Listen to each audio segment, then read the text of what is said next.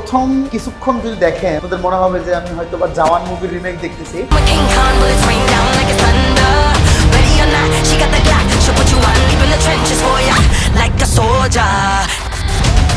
গল্পে টুইস্ট লাগবে না, নাহলে প্রবলেম বড় হয়ে যাবে তো। বাংলাদেশে ইতিমধ্যে তাণ্ডব সৃষ্টিকারী মুভি তাণ্ডবে নরকে পাতালে দুইটাতে শাকিব খানের অভিনয় নিয়ে নতুন করে কিছু বলার নাই, দুইটাতে জাস্ট টপ নচ। চলবে শুধু তাণ্ডবে লাল চমকে, যেখানে যায় তুফানে তুলে যায়। যেহেতু এই মুভিটা রাজশাহীতে শুট করা হয়েছে, যেহেতু এই মুভিটা দেখার আমার অনেক আগে থেকে আগ্রহ ছিল, তো আজকে আমরা আমাদের ভাই ব্রাদার এবং আমার ছোট ভাইকে নিয়ে দেখতে চলে আসছি গ্র্যান্ড রিভারভিউ সিনেপ্লেক্সে তাণ্ডব মুভি দেখতে। রাজশাহীর বিভিন্ন জায়গাতে শুট করা হয়েছে, আমার খুব আগ্রহ ছিল। তো আমরা কিন্তু অলরেডি শুনতে পারছি যে বিভিন্ন জায়গাতে এই সিনেমাটা পাইরেসি করা হচ্ছে, বাট আমরা কিন্তু সিনেমাটা বাইরে দেখিনি, কারণ আমরা সিনেপ্লেক্সে সিনেমাটা এনজয় করতে চাই। এই সিনেমাটা ডিরেক্টর কিন্তু রায়হান রাফি এবং নায়ক কিন্তু মেগা স্টার সাকিব খান। তো আসলে আমার দেখতে ইচ্ছা করছে আর কি যে কিভাবে রায়হান রাফি সাকিব খানকে এই মুভিতে ইউজ করেছে, দেখে আসলে মানে এই মুভিটা বরবাদ মুভিকে ছাড়িয়ে যায় কিনা সেই এক্সপিরিয়েন্স আপনাদের সাথে আমার শেয়ার হবে, হাফ টাইমেও শেয়ার হবে, মুভি শেষেও শেয়ার হবে। আনান সিনেমা তো হবে মিনিমাম 2.5 ঘন্টা, সিনেমাটা তো খিদা লাগে। এখন তো দাম দিয়ে খাবার কিনে আসলে টাকা পয়সা তো শর্ট। তোমাকে একটা কাজ করতে হবে, সেটা হচ্ছে আমার জন্য এখান থেকে খাবার কিনে নিয়ে তুমি সিনেমার ভিতরে যাবা। সিনেমার ভিতরে কিন্তু এটা পারমিট না। এখন তুমি কি করে নিয়ে যাবে বলো তো? ঠিক আছে ভাই, তাহলে রিস্ক নিলাম, দেখা যাক কিভাবে নিয়ে যাওয়া যায়। আপনি তাহলে নেন, কি কি খাবেন সেটা বলেন। কি খাবো? হ্যাঁ। আচ্ছা কি খাওয়া যায়? চিপস নেবো আমরা। চিপস নেওয়া যায়, দুটো চিপস দেন। ভিতরে চিপসের দাম মামা খুবই বেশি। খুবই বেশি, এই জন্য আমরা সিস্টেমে এখন বাইরে থেকে নিয়ে যাবো। আচ্ছা এখন এটা কি করে নিবা তুমি বলো তো? এখন ভাই এটা দেখে নিবি তো? অনেক বেশি ফুলা, অনেক বেশি ফুলা। এটার মধ্যে এখন এই যে পাম্পটা ই করে দেওয়া যায়। কি করবা? ঠিক আছে, পাম্পটা মনে করেন হারাই দেওয়া যায়, যেমন এই যে এরকম করে। ওরে বুদ্ধি রে, ওরে বাংলাদেশের চিপস বিজ্ঞানী। এখন এটা কি হলো, এই যে বাহ বাহ বাহ। আপনার পাঞ্জাবির পকেটে এখন এটা আরামসে ঢুকে দেখি যেতে। নিজের চিপস নিজে নিয়ে যাচ্ছি। বাহ সেরা তো। এই যে আমাদের ডাক্তার, এই যে আমার ছাত্র ডাক্তার আহার ডিএমসি, সে আজকে আমাদের সাথে এভাবে ফাঁকিবাজি করে স্ন্যাক্স নিয়ে যাচ্ছে। আচ্ছা যেহেতু প্রচুর খিদা লাগে, ওখান থেকেও খাবার নিব, না নিলে দেখা যাচ্ছে ওরা সন্দেহ করবে।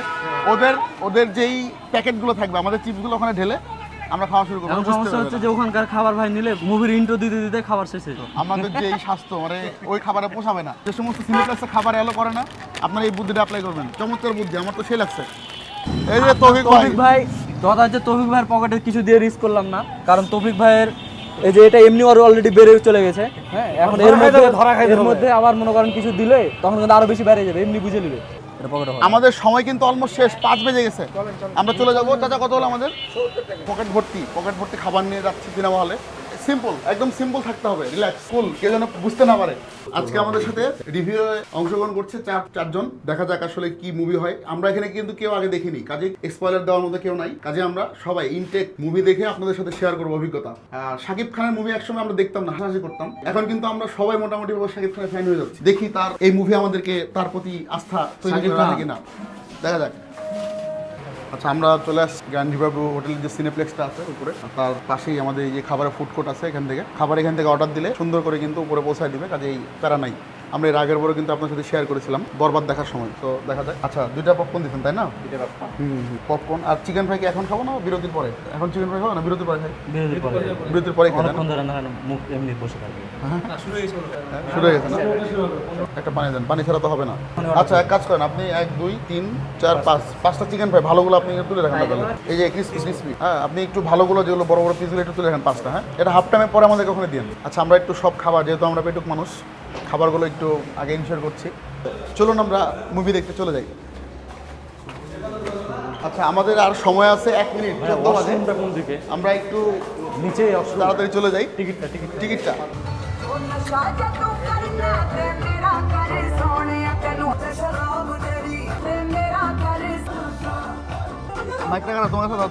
সাকিব খানের ভক্ত, শিরায় রক্ত। মুভি শুরু হচ্ছে, দেখি কি হয়। যদিও মুভিটা অলরেডি সবার কাছে ছড়াই গেছে, তারপরেও হলে দেখি।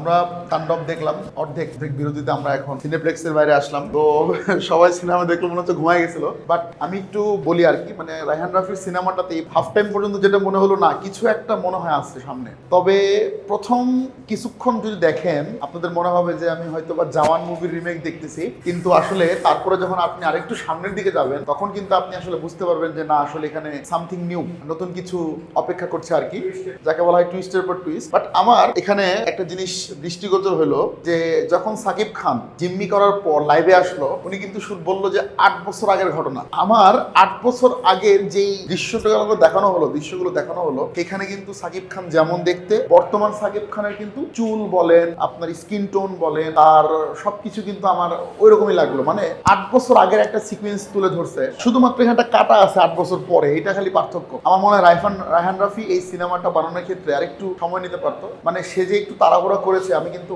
যতটুকু দেখলাম আমার তাড়াহুড়ার ছাপ স্পষ্ট। উনি যেই সিকোয়েন্সটুকু দেখাইছে হাফ টাইমের আগ পর্যন্ত, এটা আরেকটু সময় নিয়ে করলে আরো ভালো হতো। সিনেমার আগে 8 বছর আগে সাকিব খানের হয়তো বা চুলের কাটিংটা একটু অন্যরকম থাকতে পারতো, বা চুলটা একটু লম্বা থাকতে পারতো। সাকিব খান একটু একটা সিনেমার জন্য কিন্তু দেখবেন আমরা দেখি বিভিন্ন দেশের নায়করা কি করে, চরিত্রের স্বার্থে মোটা হয়, আবার চরিত্রের স্বার্থে চিকন হয়, পাতলা হয়। আমরা এটা দেখছি ক্যারেক্টার অনুযায়ী কিন্তু তারা তাদের কস্টিউম চেঞ্জ করে বা ফিটনেস চেঞ্জ করে। কিন্তু এই সিনেমাটাতে রায়হান রাফি যে খুবই তাড়াহুড়া করেছে শুটিং এ, সেটা কিন্তু আমরা দেখতে পেলাম আর কি। এই পর্যন্ত আমি যেটা দেখলাম, আমি আপাতত রেটিং দিব 6 আউট অফ 10 এখন পর্যন্ত। আমি জানি না পরে কি ওয়েট করছে, ফাইনাল রেটিং কিন্তু আমি দিব হচ্ছে পরে। তো আমি এই পর্যন্ত আমি জাস্ট সবার কাছে 1 মিনিট করে একটু কথা শুনতে চাই। ফার্স্টলি ফিল্মটা খুব স্লোলি আগায় কাহিনীটা প্রথমে, বাট পরবর্তীতে রিলেটেবল একটা যে বর্তমান যে সিচুয়েশন যাতে রিলেট করা যায়। আর একটা ইমপ্রুভের কথা বলবো আমি, ফাইটিং সিনগুলো খুব মানে এখনো খুব উন্নত দরকার, এখন ডেভেলপমেন্ট দরকার। কারণ আমরা যখন তামিল মুভি বা বলিউড মুভিগুলো দেখি, সেখানে ফাইটিং সিন খুব সাকিব খানের আগের মুভিগুলোতে কিন্তু আমরা দেখছি মানে বিশেষ করে মানে ওই বরবাদ সিনেমাতে ভাই ফাইটিং গুলো প্রত্যেকটা 100 মানে সেগুলো কিন্তু হাফ টাইমের কথাবার্তা আমাদের। আমি জানি না পুরো মুভিতে কি আছে। আমি কিন্তু বলেছি মুভি শেষ করার পর আমি আবারও একটা রিভিউ দিব। আমি কিন্তু 6 আউট অফ 10 দিছি হাফ টাইমের আগ পর্যন্ত। আচ্ছা, তোমার কাছে কি এই মুভিটা কপি মনে হয়েছে হাফ টাইম পর্যন্ত যে দেখলাম? কপি বলতে যে ফার্স্টলি বললাম যে জাপানের হালকা আমি মানে ফিল পেয়েছি প্রথম পার্ট 2 তে, হালকা প্রথম দিকে। তারপর পরে না, পরে মনে হলো যে না, অন্য কোনো মানে আলাদা টুইস্ট আছে, মানে এটা একটা সামনে কোনো কাহিনী তো নতুন ভাবে বের হবে।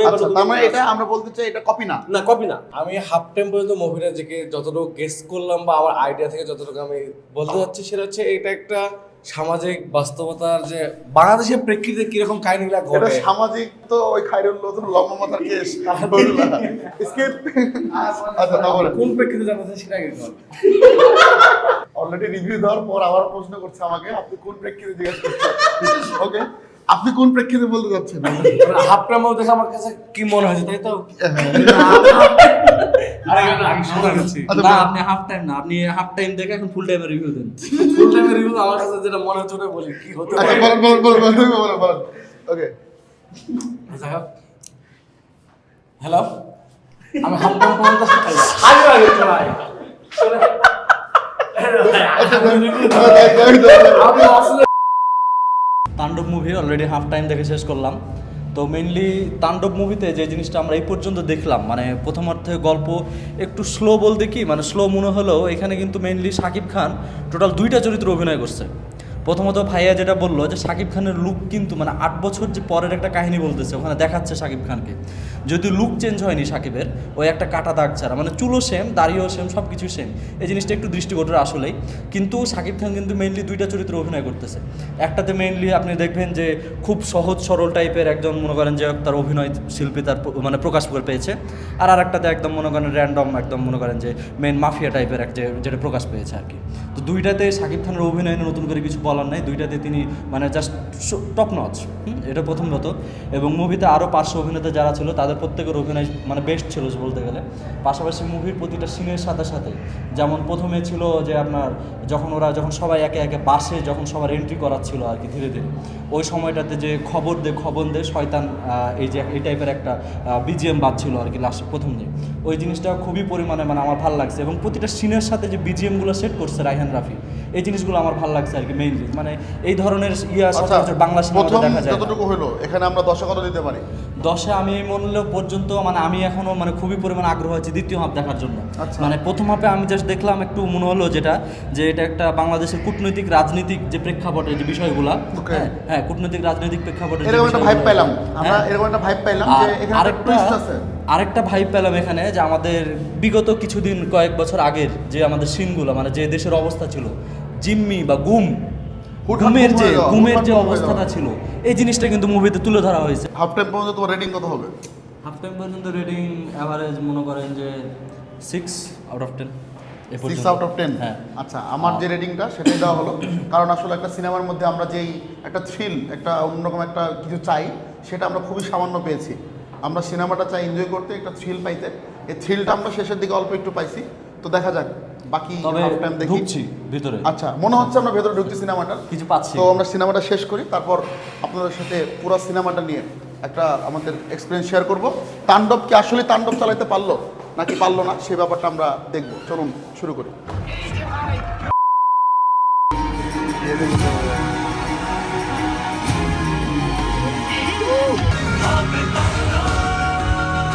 মুভিটা শেষ করলাম, শেষ করার পরে আসলে আমি আগে রেটিং দিয়েছিলাম 6 আউট অফ 10, বাট এই মুহূর্তে এসে আমার মনে হলো যে না, মুভিটা আসলে আরেকটু অন্যরকম একটা থ্রিল দিচ্ছে আর কি সেকেন্ড হাফে। ফার্স্ট হাফটা আমার কাছে খুব ঝিমানো লাগছে, বাট সেকেন্ড হাফটা কখন শেষ হয়ে গেল আসলে বুঝতে পারলাম না। তো এই জায়গাতে এসে আমি কিন্তু মুভি রেটিং চেঞ্জ করলাম। মুভি রেটিং আমি দিব অবশ্যই 9 আউট অফ 10। আমি 9 দিতে বাধ্য হলাম দুইটা কারণে। নাম্বার 1 হচ্ছে বাংলাদেশের মুভি আমরা যেরকম দেখে অভ্যস্ত, আসলে যে টাইপের মুভিগুলো আমরা দেখে অভ্যস্ত, শাকিব খান কিন্তু আলটিমেটলি তার থিমটা পুরোপুরি চেঞ্জ করে দিচ্ছে। আমি যদি বলি লাস্টের দিকে আপনার থ্রিল, তারপর হচ্ছে ফাইট বলেন, তারপর হচ্ছে আপনার মুভি মেকিং বলেন, গল্পের আগায় যাওয়া বলেন, আসলে এটা আপনার মনে হবে না আরেকটু দেখি সামনে কি আছে। এবং এটা দেখতে দেখতে আমি কিন্তু আলটিমেটলি মুভিটাই শেষ হয়ে গেল। এবং পরবর্তীতে আমি দেখলাম আসলে দেখাইলো যে তাণ্ডব 2, মানে আমি মুভিটা মনে হলো যে শেষ হয়ে গেল চোখের পলকে। ডেফিনেটলি খুব ভালো মুভি ছিল, এবং শাকিব খানের অ্যাক্টিং বলেন, বাকি যারা যারা আছে, সিয়াম বলেন, তারপরে হচ্ছে আফরান নিশোর খুব বেশি আমরা স্ক্রিন টাইম পাইনি, মাত্র হয়তো 1 মিনিট বা 2 মিনিটের স্ক্রিন টাইম ছিল আফরান নিশোর।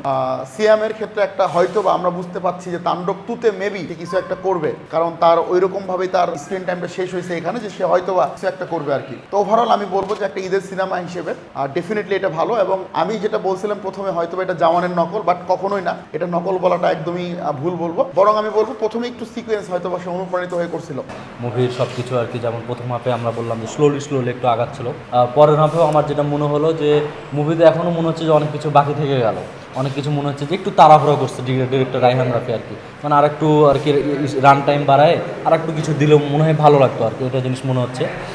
আর আমি সব প্রথমে দ্বিতীয় হাফে যেটা আর কি, প্রথম হাফে কথা হলো আর কি যে মুভিতে তেমন কোনো অ্যাকশন পাইনি আর কি, মশলা পাইনি। আর দ্বিতীয় হাফের শুরুতেই ব্যালকনির যে মানে অ্যাকশন দৃশ্যটা দেখলাম আর কি, মানে এক কথায় সেরা আমার দেখা মতো এই পর্যন্ত আর কি। বাংলাদেশের মুভিতে আর কি আমার দেখা মতো আমি এরকম অ্যাকশন লেভেল আর মানে যে কালার গ্রেডিংটা ইউজ করছে পুরো মুভিতে আর কি, কালার গ্রেডিংয়ের কথাটা বলি, কালার গ্রেডিংটা একদম সেরা লেভেলের আর কি, এটা আমি বলতে বাধ্য। আর দ্বিতীয়ত আর কি সিয়ামের এন্ট্রিটা এক কথায় অসাধারণ ছিল। মানে বাংলাদেশের প্রেক্ষাপটে, বাংলাদেশের মুভির প্রেক্ষাপটে মানে এরকম এন্ট্রিতে কোনো নায়কের বা কোনো ভিলেনের যে এরকম এন্ট্রি হবে, এটা আমি কখনো ভাবি না। এ টু জেড সব কিছু সিয়ামের। আর যদিও নিশোর আর কি চরিত্র খুব অল্প সময় ছিল। আর আরেকটা জিনিস বলবো, নিশোর লাস্টের যে চরিত্রটা মানে সর্বোচ্চ 1 মিনিট দেখাইছিল মেবি নিশোর একটা চরিত্র। তো মোর ওভারঅল সব কিছু ঠিক আছে, ইটস ওকে, একদম 100 আউট অফ 100 আমি দিব। আর মুভির রিভিউয়ের যদি কথা বলা হয়, আমার কাছে নাই, কোনো কথা ছাড়া নাই। ওকে প্রথমে 4-5টা মুভির কনসেপ্ট থেকে নেওয়া হয়েছে মনে হচ্ছে যদিও, বাট মিক্সিংয়ে সবথেকে ভালো লাগছে যে না, একটা ওভারঅল ভালো একটা ফিল্ম তৈরি হয়েছে। আর সবথেকে ভালো লাগছে আমার ওই থ্রিলারটা, যে স্বাধীন থেকে মিখাইল হয়ে যাওয়ার, এটা কেউ ভাবতে পারবে না যে এরকম একটা মোড় আসবে। আমারও তাই এটা কেউ ভাবি না, হুট করে সবাই আমিও ভাবি না যে স্বাধীন থেকে আমি মিখাইল হয়ে যাবে, সবাই উঠে বসেছে ওই সিনটা দেখা, যে জানে না বা দেখেনি ছবিটা, এটা ভালো লাগছে। আর বেস্ট পার্ট বলবো আমি সিয়ামের অভিনয় হতে ভালো লাগছে, একটা অন্য পর্যায়ে নিয়ে গেছে। আর আফরান নিশোর কেমিওটা জোশ ছিল। ওভারঅল 9 অফ 10 যে ভাই বললো, অস্থির ছবি একটা। তো আজকের ভিডিও আর বেশি লং করবো না আর কি। সিনেমা দেখার পর আপনাদের সাথে আমি অভিজ্ঞতা শেয়ার করলাম। তো ওভারঅল আমি বলবো বাংলাদেশের সিনেমার সুদিন আসলে মনে হয় ফিরতে চলেছে, কারণ সিনেমা মেকিং আসলে একটা ফ্যাক্ট, এটা বোঝা যাচ্ছে। এই সাকিব খানকে দিয়ে কিন্তু একসময় এমন সিনেমা বানানো হতো যে আমরা আসলে ওটা ট্রল করতাম সাকিব খানকে, এবং আমরা এমনভাবে বলতাম যে তুই তো দিন দিন সাকিব খান হয়ে যাচ্ছিস, স্কিপ খান বলতাম তাকে আমরা। তো ওই স্কিপ খান থেকে অ্যাকচুয়ালি মেগাস্টার সাকিব খানের পরিণত হওয়ার যেই যাত্রাটা, সেই যাত্রাটা হয়তো বা শুরু হয়েছে আগে থেকে, এবং এটা বহমান। তো আশা করি তাণ্ডব 2 যে রায়হান রাফি ভালো কিছু চমক দিবে। আরেকটা কথা না বললেই না, সেটা হচ্ছে দেখেন মুভি পাইরেসি, এটা খুব একটা বাজে বিষয়।